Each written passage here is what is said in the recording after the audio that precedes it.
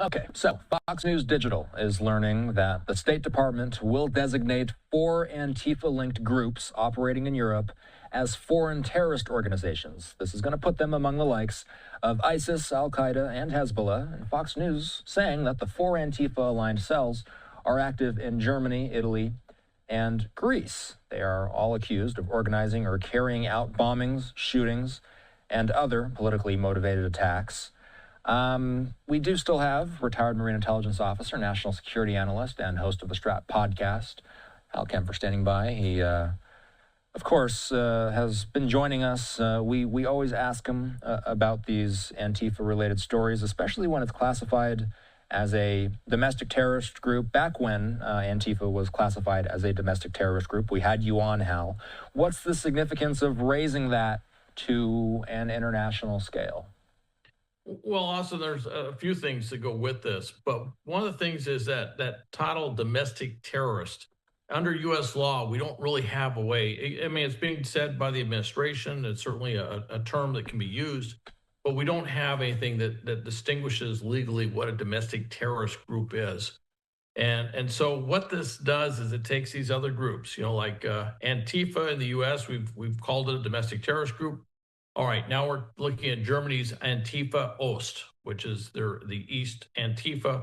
Even in the name, it kind of infers that it has a connection to the Western Antifa, which is the one that we have here. So that links them to that group. We do know that they communicate globally, in the internet. They communicate, coordinate actions around the world. So if we can pick up on that and pick up the connection between Antifa members here with Antifa members or Antifa-minded or like members or movements in Europe that have been designated international terrorist organizations, that gives more potential legal prosecutorial capability to go after some of the Antifa membership here, particularly that hardcore base. Even though it's a movement and there isn't a formal organization, you can easily do a line and block chart where you can see where the hardcore membership or the hardcore believers are and how they coordinate, orchestrate, lead what the larger movement does. And much of that is through virtual leadership. It gives them ability to do that. And then, of course, if there's any money going back and forth, we can go after them because they're a, especially designated international terrorist group. If there's any money going back and forth, you can get them on, financing of terrorism and things like that. So in focusing on these groups, and we're not going to do strike missions on terrorists in Greece, Italy, or Germany, all right? But by doing this, it allows us to do some things here. It also allows us to put them on some lists where they would not be able to come to the United States and a variety of other things. There's questions about how organized, if at all, Antifa is domestically. Is it the same situation with the European version? For the most part, these groups are called movements. They're not called formal organizations. Now, we used to see the same thing if you want to go back in history, with Black Bloc, which is where these groups kind of go back to. That was a group that they were against the U.S. They were kind of pro-communist, but they're very much against us putting Pershing missiles, nuclear missiles, in Germany. And Black Bloc would come out there and protest, and they would all wear black, and they would not be part of an organized group per se. However, when you start getting into it, you would find that there were some key figures that were kind of orchestrating and leading and coordinating all the activities that were going on. And that's the same thing you see with Antifa today. It's kind of this leaderless resistance model, but when you get into it, it's not really as leaderless as it quite looks. It's just officially or overtly as leaderless, but behind the scenes, you do find that there is a hardcore base that tends to orchestrate everything that's going on. They talk to each other. They communicate. They communicate throughout Europe, and they communicate from Europe to North America. And that's what this designation does, is allows us to use certain intelligence capabilities, investigative tools to link some extremists, violent extremists in the U.S. with some of these designated international terrorist groups over in Europe.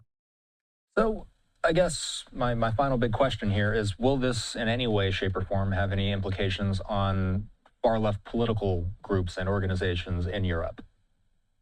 That's an interesting question. That's when I saw this, I go, that is really interesting.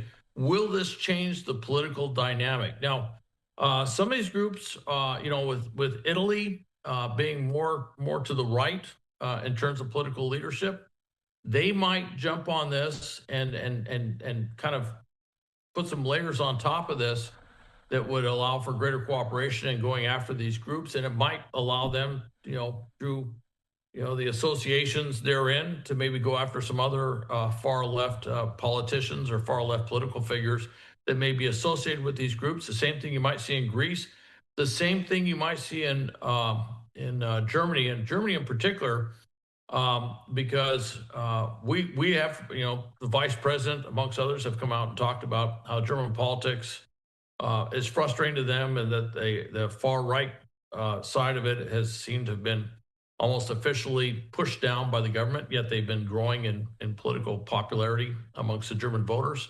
And so this might add a little wind to their sails as well by uh, allowing a little more pressure to be put on some of the far left side to be certainly not involved with things like Antifa Ost events and things like that. Al Kemper is a retired Marine intelligence officer, national security analyst, and the host of the Strat podcast. Hal, what's coming up on Strat? What's the latest?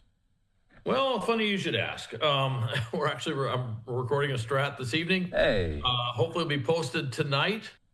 And I'm actually I'm going to probably hit a couple of different topics. I'm going to talk about what we just talked about here.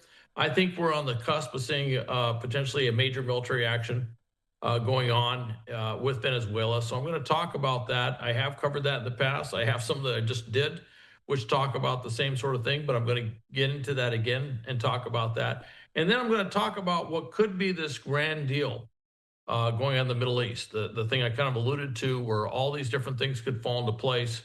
And I'm not going to go out there and say this was permanent Middle East peace and it's going to change what's been going on for thousands of years.